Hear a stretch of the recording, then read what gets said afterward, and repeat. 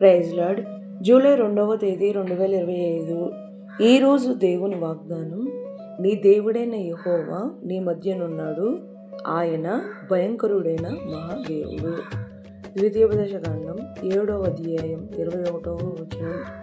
అద్వితీయుడు, ఆలోచనకర్త, సమాధానకర్త, భయంకరుడగు మహాదేవుడు మన యేసయ్య.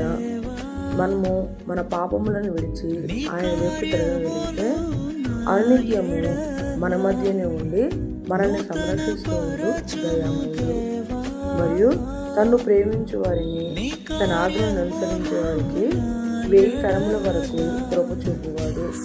అటువంటి మహనీయునికి మన జీవితంలో మనకు చూపునిచ్చి ఆయన చిత్తానుసారంగా మనము జీవించవచ్చు. ఈ రోజు వాగ్దానం మన జీవితంలో నెరవేరాలని పరిచర్యలో మీ సహోదరి